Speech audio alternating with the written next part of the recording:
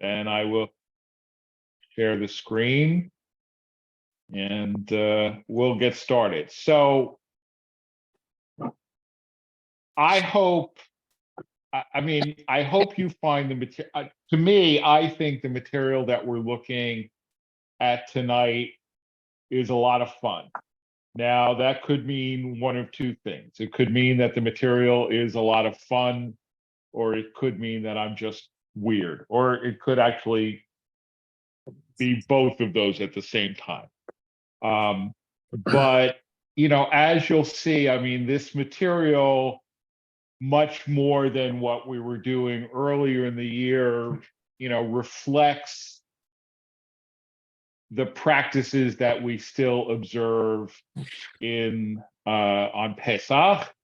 And having just received today an email from Char Bar with their Pesach catering menu, right? Now we know that Pesach is really coming, right? And when you get the ads from the caterers. Okay, so we're gonna start with page 108A, paragraph 6. And I have been reading mostly translation rather than reading the Hebrew and Aramaic and then translating it myself. But this chunk of material I really like, and I know it pretty well, so I'm gonna read the Hebrew and Aramaic and then sort of translate it myself. Okay. Va'afilu ani shebeYisrael lo yochal ad she yasev. Okay, so even the poorest person in Israel, the poorest Jew, but they don't say in the rabbinic literature, it very rarely says Yehudi, Jew. It says Yisrael, and Israel, literally in Israel. Okay, so even the poorest Israelite may not eat until or unless he is reclining. Okay, so everybody has to recline. Itamar is said that we have an Amoraic statement, Matzah tzarich hasiba, maror ein tzarich hasiba. Okay, so we have a statement from the Amoraim, meaning later than the Mishnah. Matzah requires reclining, that is to say, you have to recline while eating matzah, and you do not have to recline while eating maror. Okay, and this is something that you should know. This is what you should be doing. But the question, so the Gemara doesn't say why. Okay, why do we have to recline while eating matzah, but we don't recline while eating maror? All right, let me back up. Why do we recline? To show our freedom. To show our freedom. Okay, everybody can just jump in. It's a small group. You can unmute yourself and just jump in. All right, we recline to show our freedom. Okay. Robbie, stop there, Yeah. please. Please. Define in this particular context what is meant by recline. It's more than. I'm not going to define it now. Okay. Okay, because we'll get to that. Okay. Okay, we'll get to that. Okay. Okay. But we recline to show our freedom. Okay, we recline to show our freedom. So we have to recline while we eat matzah, but we don't recline while eating maror. Why? Because it pertains to the slavery when we were slaves, so therefore we could not recline. Okay, so you're at step 2 before step 1. Okay. Right? We recline for matzah because it is a symbol of freedom, right? And we do not recline for maror, the bitter herbs, because, as you said, it is a symbol of slavery. right? So if we reclined while we were eating bitter herbs, which is a symbol of slavery, it wouldn't even be a mixed metaphor. It would be a contradictory metaphor, right? So we don't recline because the bitter herbs are a symbol of slavery. So we don't do something that demonstrates freedom while we're doing something that demonstrates slavery, right? Okay. Go on. Okay. Yayin itamar mishmei de Rav Nachman sarich haseba. Wine, we have a statement, or it was stated in the name of Rav Nachman, wine requires reclining. The itamar mishmei de Rav Nachman ein sarich haseba. It was stated in the name of Rav Nachman that wine does not require reclining. Okay? Anybody got a problem with this? Is it the same Rob Nachman? Same Rav Nachman. Okay. Well, yes. Right. Same Rav Nachman. No, it's a good question, Joe. And the answer is yes. Okay. Well, Same Rav Nachman. and he's undergoing cognitive dissonance here. He's Or else all he's right. So it schizophrenic. could be he's undergoing cognitive Or he's dissonance, schizophrenic or he's schizophrenic, or bipolar.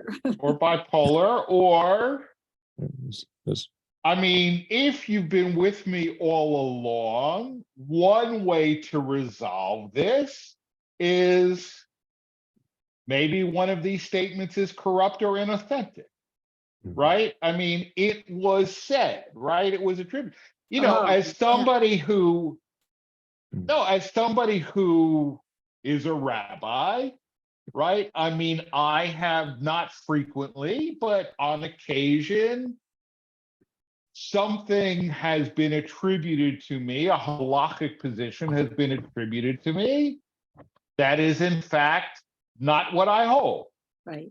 right? So it happens, right? So it's possible that somebody is misquoting Rav Nachman, right? Or, you know, misquoting, or, you know, it came down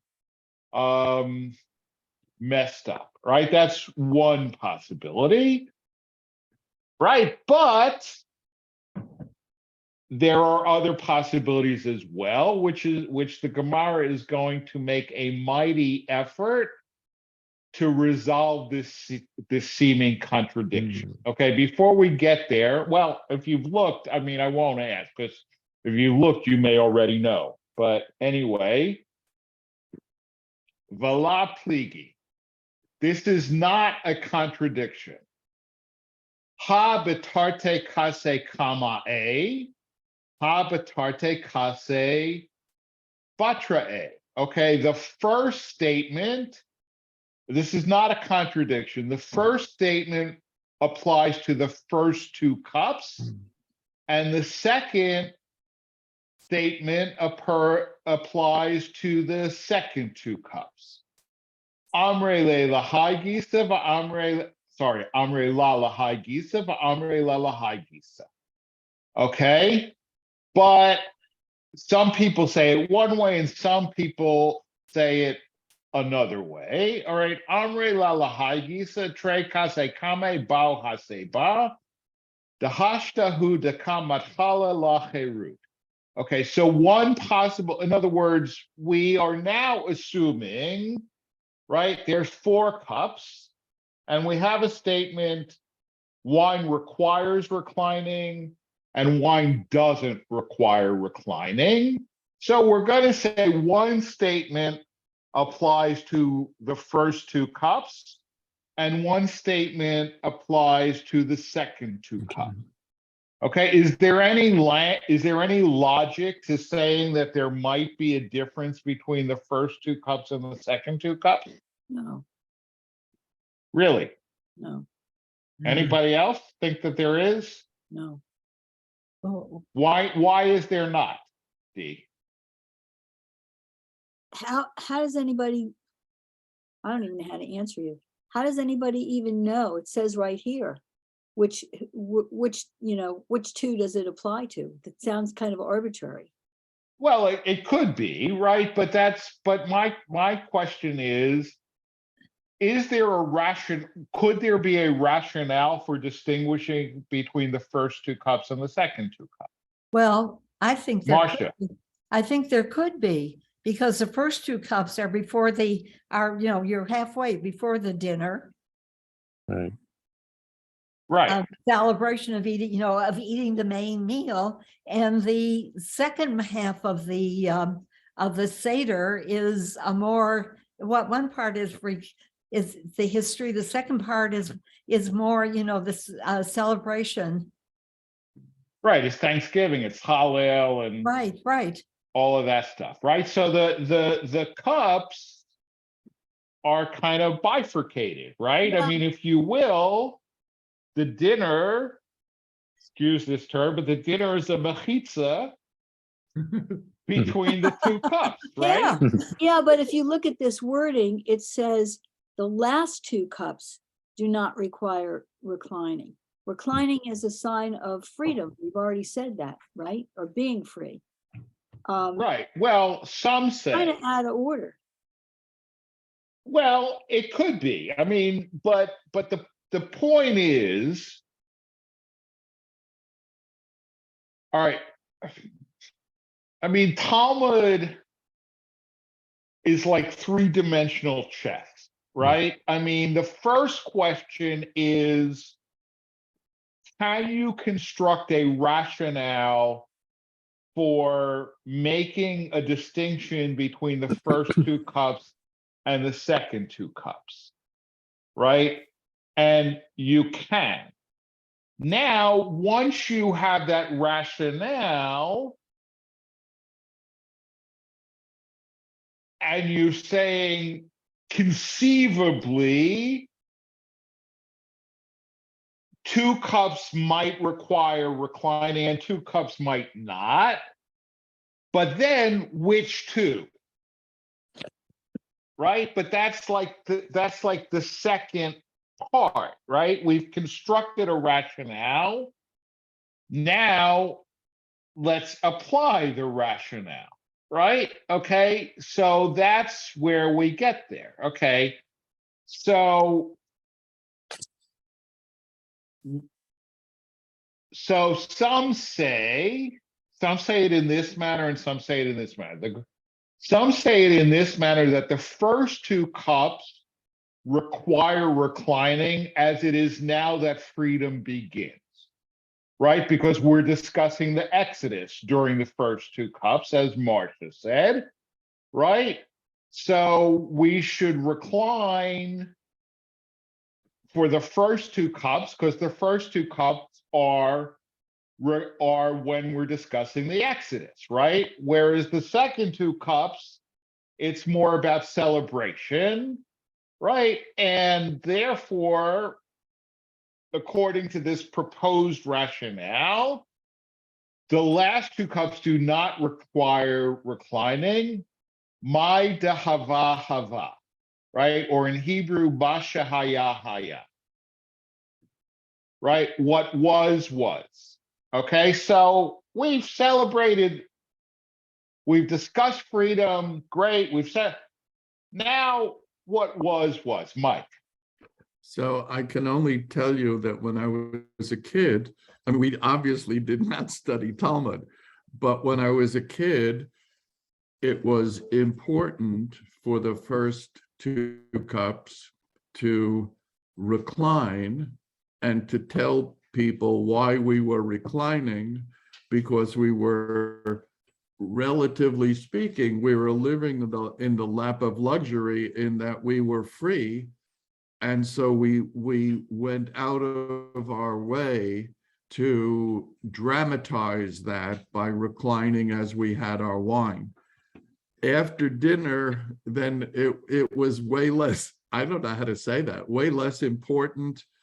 The message had already been delivered, and those who wanted to did, but the explanation and all that was given before the first cup of wine. Right. My da hava hava. Right. What was. Right. And look, I mean, I think also, I mean, this is not a halakhic answer, but it is a sociological answer. People have more of a tendency to rush and skip the second part, right? I mean, you're full, Drunk. and you're tipsy, right? So, you want to get through it, okay?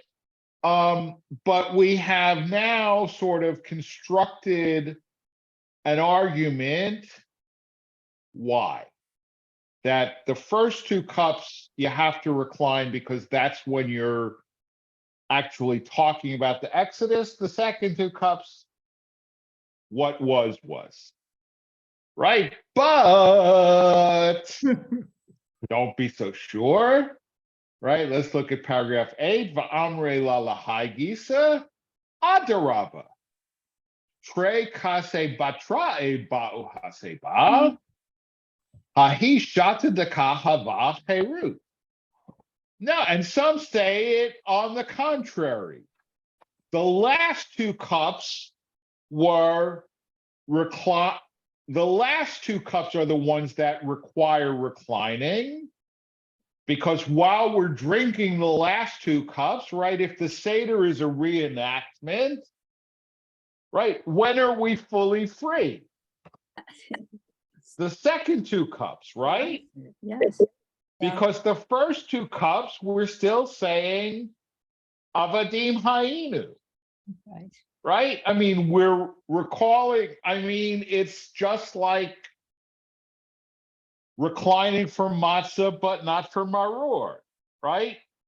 I mean, yes, we're talking about the Exodus, but if you're recalling the Exodus, you're also recalling slavery, right? Right. So why would you recline when you're recalling slavery, right? We're still saying Avadim Hayinu.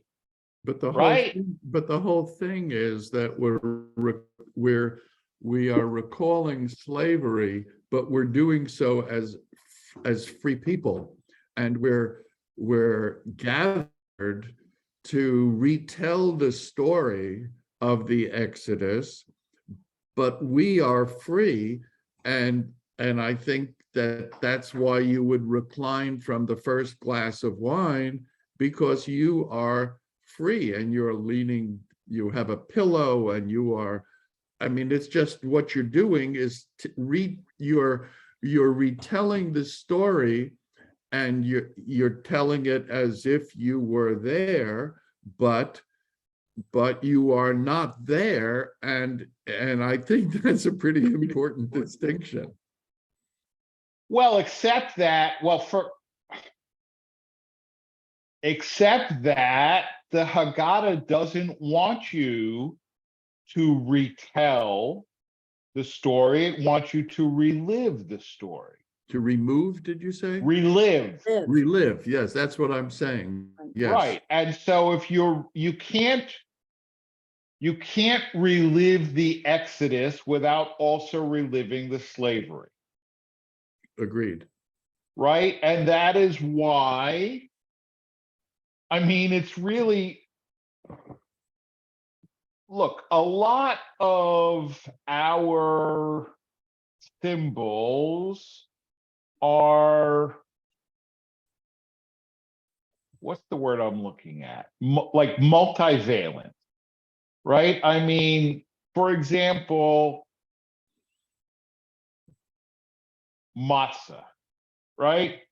Right. We just said the first paragraph that we read tonight, matzah requires reclining, right? And all right, so the Gemara doesn't explicitly say this, but if matzah requires reclining, because matzah is a symbol of freedom, right? The symbol of freedom. However, during the Seder, we hold up the matzah, right? And what do we say?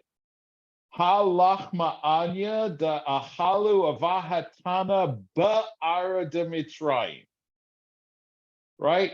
This is the bread of affliction, the poor man's bread that our ancestors ate in the land of Egypt. Not that our ancestors ate Sheyatsu Mitzrayim when they left Egypt, right? Ba'ara de Mitzrayim, in the land of Egypt, right? So matzah is a symbol of freedom, but it's also a symbol of slavery. Right. It carries two wildly competitive, distinct meanings. Right. Okay. And so, I mean, that's the point. I mean, you can't, nothing, right? I mean, you know, the Seder is about freedom, but if you look at many of the symbolic things that we consume, salt water, right? Which, I mean, forget about what the real meaning is. For many of us, we say it's the tears that our ancestors shed, right? Maror, the mortar that they used to make bricks, Not, right? no, you So, mean charosis. what? You mean charosis.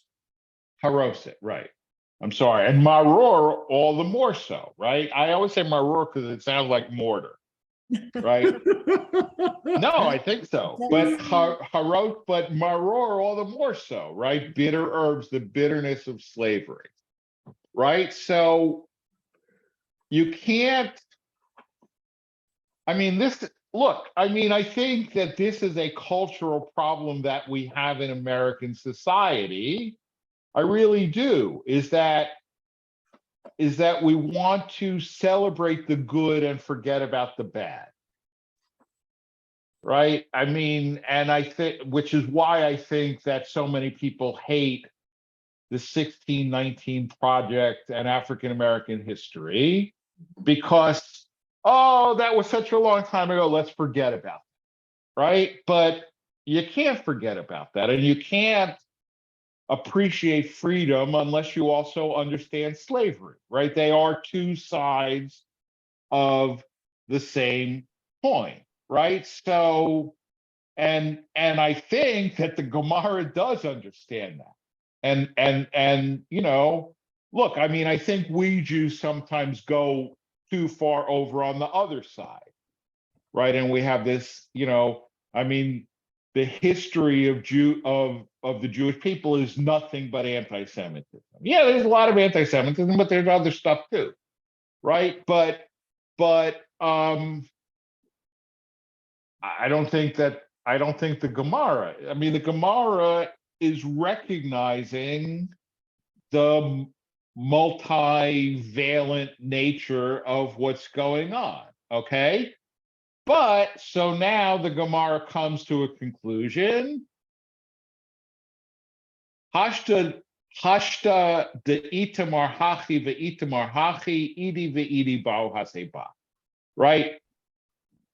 Since it was stated to and it was stated so, right? There are two conflicting opinions, and we can't prove which. Two, like, we know that two require reclining and two don't. Apparently, we do know that. We don't know which. So all 4 cups require reclining, right? Which is our normative practice now, right? I mean, we may not be, Mike, as you said, your family was not so makpid. I don't know how you say that in English. It's a wonderful word in Hebrew, makpid, like diligent, right? So, you know, your family was maybe not as makpid about the second 2 as the first 2, but the normative practice and the instructions in every Haggadah is to recline for all 4 cups, right? Mhm. Now, Dee asked, Thank you. I got the answer. What means reclining? Okay? So, Prakdan la shme haseba. Lying on one's back is not called reclining. Okay, now,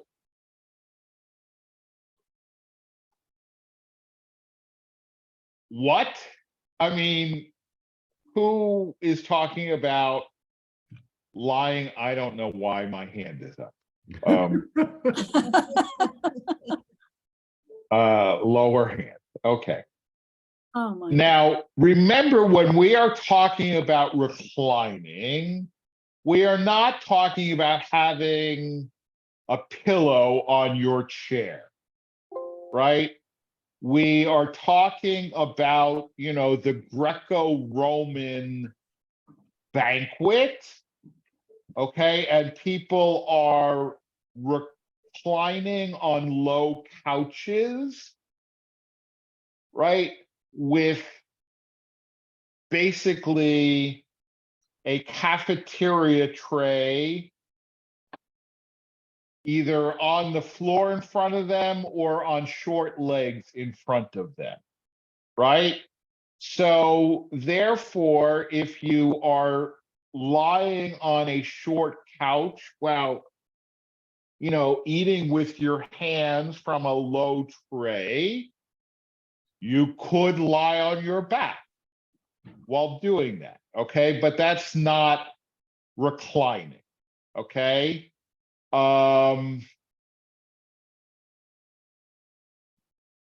Because how are you supposed to eat or drink if you're lying on your back, right?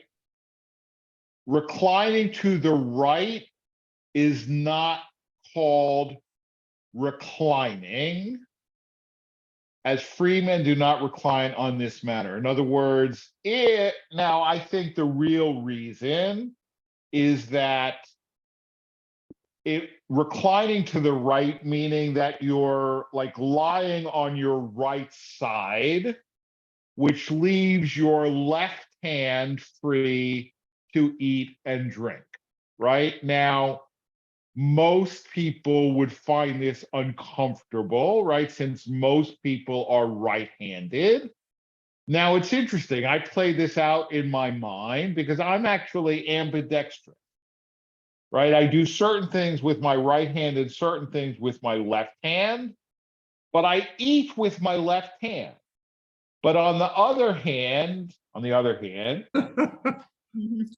if I were leaning on my right and eating with my left, I think that would be harder for me than leaning on my left and eating with my right. I don't know why, right? But, there may also because I have an uncle who actually, I had an uncle, he's deceased now, but who was an AID worker in Afghanistan before the Russian invasion.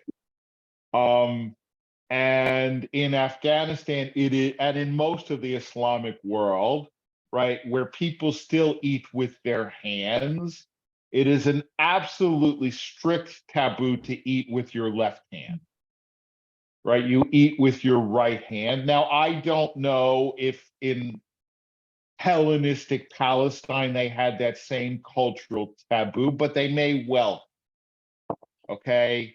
But at any rate, reclining to the right, meaning, laying down on the couch, right, is not considered reclining. And not only that, but you could choke.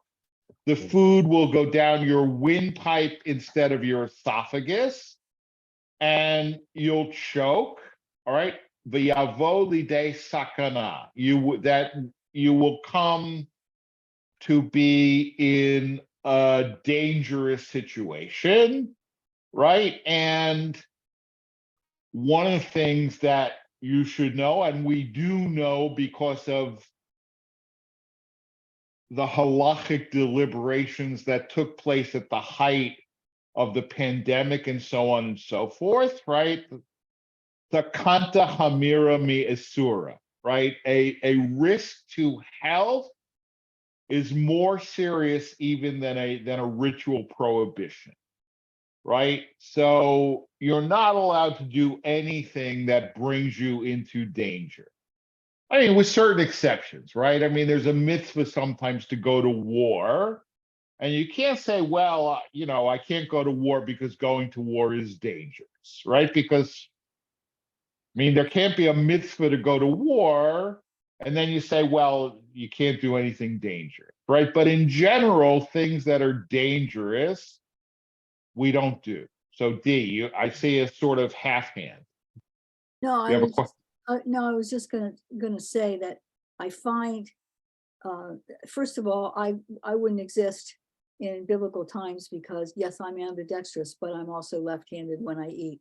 But the Right. point I want to make is I disagree with the issue of being on a certain side, thereby causing choking because of the way that the esophagus lines up.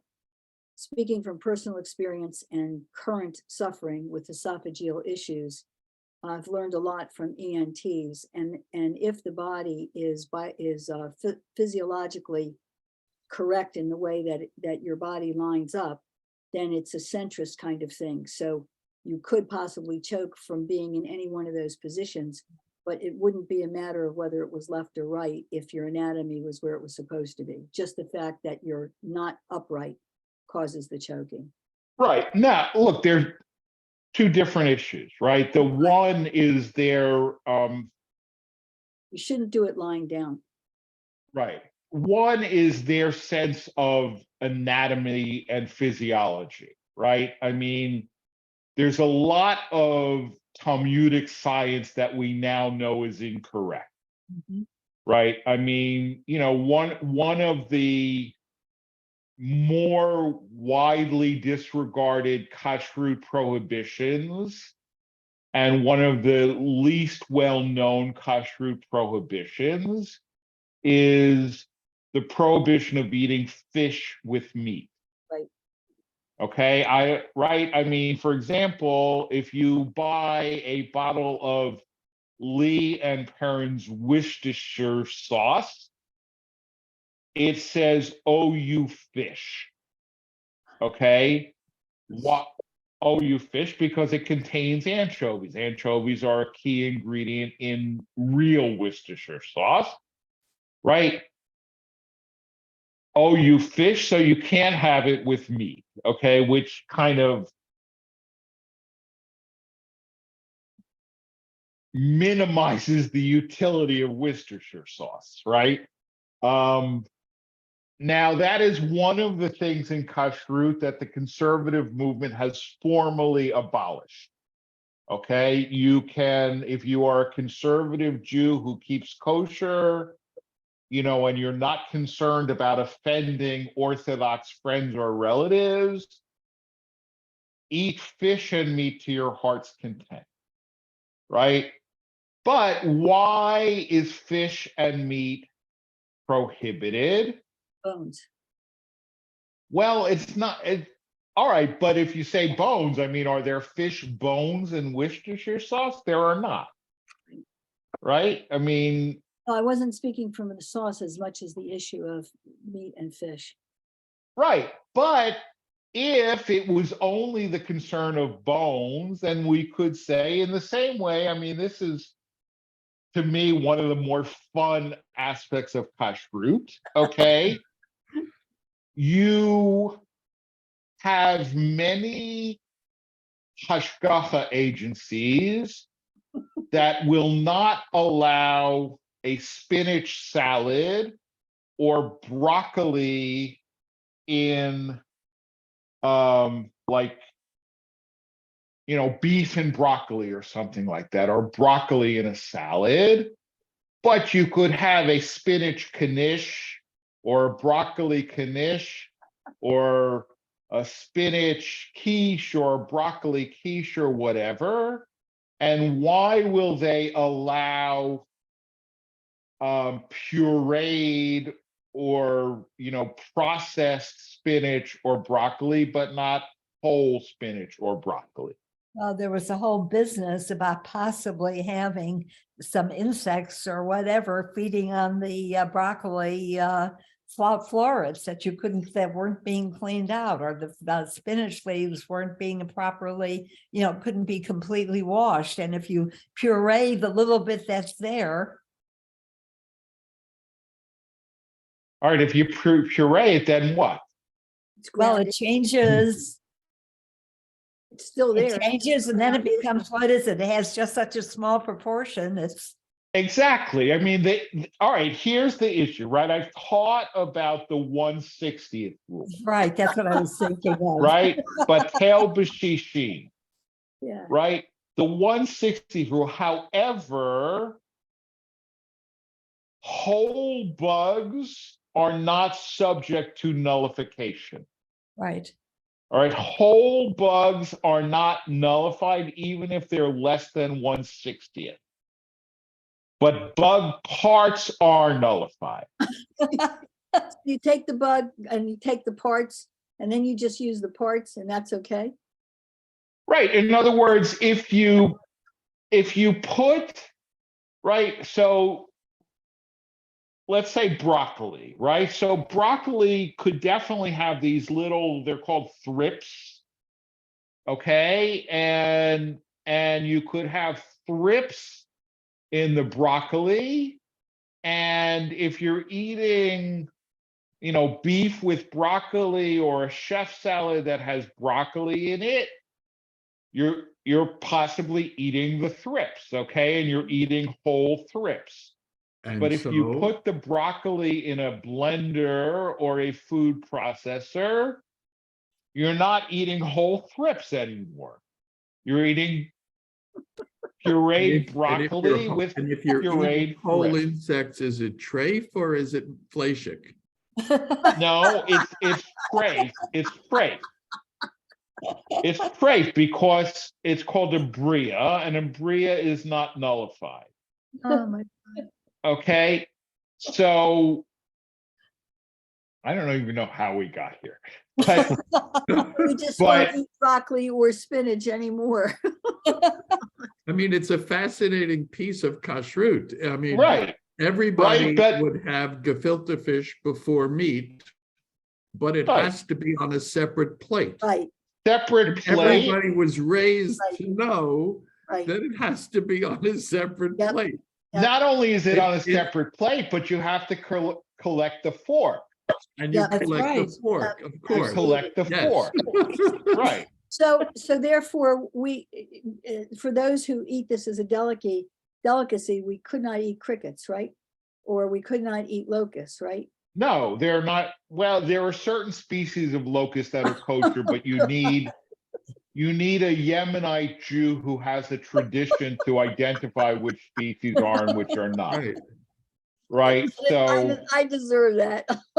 no, I mean it's true. But the point is that I mean sakana is important, right? So Talmudic, oh, I know how we got there, because the prohibition, because it was a belief in the Roman Empire that eating fish and meat together could cause brain swelling and so on. Okay, we now know that that's not the case. All right, so, but nevertheless, I mean, in the same way that there are certain bugs that it's allowed to kill on Shabbos, because the Talmud believed that these bugs were generated from meat on Shabbos, okay? That they're not But only really, on Shabbos. no, because you can kill them. I mean, they're generated from meat whenever, but you can kill them on Shabbos because they're not really bugs. Okay, I mean, I'm not an expert on this, right? But there is science in the Gemara that we now know is not to be correct. Right? The question then becomes, if the halacha is based on an incorrect scientific belief, can we get rid of it? Right? And we say yes. Orthodoxy, for the most part, says no. Right, right. Okay. So the fact that we now know that leaning on one side versus the other is not more likely to cause choking. Okay, fine, right? But the idea that you shouldn't do something that risks choking, that is still valid, right? Right. I mean, that Means you reclining. don't put yourself at risk to observe a ritual requirement. Right. Okay. Now I don't like this. let's get into the really offensive I stuff. don't like this one. Okay. Isha etzel ba'ala la baya haseba. A woman who is with her husband is not required to recline. Why? Why? Come on. Well, this, Just because it's offensive doesn't mean you don't know the answer. well, is it possible? This is an outrageous answer because she wasn't considered free of her husband to begin with. Bingo. I hate this. I'm I not agree. saying I agree one with way you, or the Jim. other. I'm just asking you. Okay. Well, it was an outrageous response, but thank you. Dee, could No, you that's repeat exactly that? right. If reclining is a symbol of freedom, right, then a woman doesn't recline in the presence of her husband because she's subject Right, Oh, wow. to her husband, right. Now, what right? determines this? Explain that to Bobby. I'm Mike, sorry, but if Don't you dare. played that to Don't you Bobby, not dare, only and I'm would gonna she tell her quit what you Kehilat said. Shalom, but she'd convert. Oh, my God. Okay, All so right. then the next question, and you'll tell me you're not going to answer it either, is what determines that she is important? No, okay, but if she is an important Yeah. woman, then she has to recline. Okay, an important woman, because I did look this up, an important woman means that she owns her own property. Oh, which So was if Hey, rare. that she is name not, is on- Which was if rare. Bobby's almost name is on the property deed of the house, then she can recline because she shares in ownership. Right, well, but there weren't many women. I with mean, property. right. I mean, look, I think in the Gemara, it doesn't mean communal property, because I'm not sure that the Gemara knows from communal Right. property. Right. Right, It means that she brought her own property into the marriage, which she maintains ownership of independently of her husband. but isn't that rare in biblical times because it's Yeah. almost like a dowry? But a dowry is a small amount. I mean, somebody who came in with a lot of property and kept it. Okay? Because Yeah. in some, well, this is not Jewish, but in many societies, ancient societies, if a woman owned and she went into a marriage, that it automatically her husband acquired her. Right, Right, but not even in the Bible, that isn't the case. Okay, so women had more Right. independence in the Bible and Because you had like the daughters of, right, the That's daughters right, of that's Zelophehad, right? right. So so an important woman. Okay, now if you look at, later codes, right? Later code will say nowadays all women are considered important, right?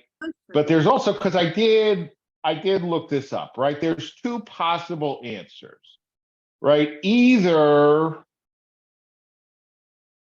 all women are important, or nobody's really required to recline. Okay, and this was really interesting. Because, I mean, I even found this on a Chabad website, which shocked me. Okay, because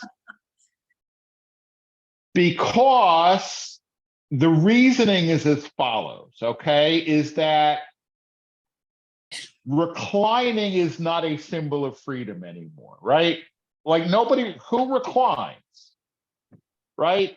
That, in other words, symbol of freedom is societally or sociologically determined, right? And if we lived in a society where people still ate off low couches and blah, blah, blah, right, then we would have to do it. But nobody does this anymore, so it's not really a symbol of freedom. So it's not, it's more symbolic than anything else. Okay. But so anyway, so a son who is with his father is required to recline, right? Which you might think not, right? Because a son, right? His son is not really free, right? Because a son is subject to the authority of his father, right? Just like a wife is again, I didn't write this, I don't hold by this. I'm just teaching what it says here, right?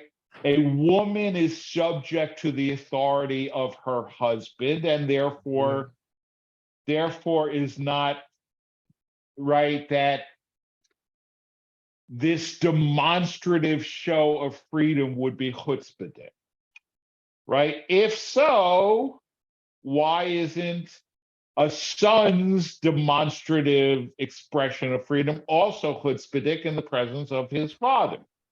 Since a son is subject to his father. Yeah. All right. And now the question is, what about a student who is in the presence of his teacher? Yep. Okay. Because you should also not have this demonstrative expression of freedom in front of your teacher. Okay, so I'm going to go on one more paragraph. All right, come and hear a proof. Abai said, when we were in the house of my master, Rabbah, there was not enough room for everyone to recline on Passover, so we reclined on each other's knees in order to fulfill the obligation. Right? I'm not sure exactly what it means, we reclined on each other's knees. I'm thinking if we're talking about like laid out on a couch, instead of being laid out on a couch, like you'd have three guys sitting in a chair and one guy reclining across their laps for a little bit, right? I guess to just eat matzah, right? So that they would fulfill the obligation, right? Because you can't say, well, the house is too crowded, so we won't do it. Because if it's an obligation, it's an obligation, right? But when we came to the house of Rav Yosef, he said, you don't have to do this, as the fear of your teacher is like the fear of heaven, right? A student is subject to the authority of their teacher and should not display freedom in his presence. Okay, now there's more. I said that we were going to keep these classes fairly short because it's still kind of dense. So I'm not going to go on with this material. We'll go on with it in 2 weeks. But again, looking up this question of who now is obligated to recline, the black letter halacha is that if you are in the presence of your father or in the presence of your Rebbe, okay, you should ask their permission to recline. Okay, I mean, the unspoken corollary is that they should grant that permission, right? But this is the general rule, that you don't, just like you don't teach Torah in the presence of your father or your rabbi without asking permission. All right. And the only time that my dad was here when I gave a sermon was my installation. And you may remember, I asked my dad permission before I gave my drasha.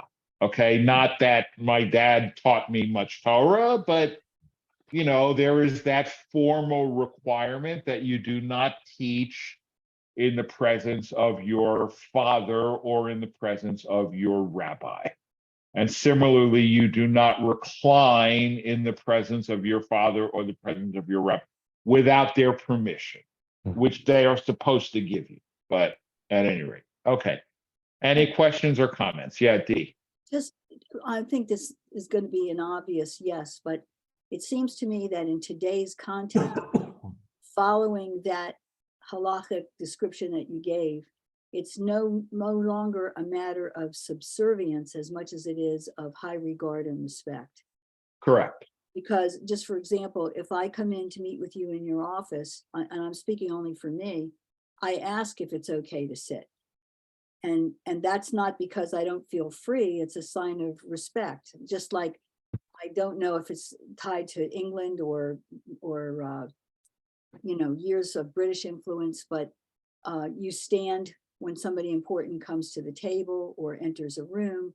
Men used to stand for women when they came, blah, blah, blah. So I don't think, Right. now I think that it's a more modern, it's something that continues to be followed, but for different reasons. Correct.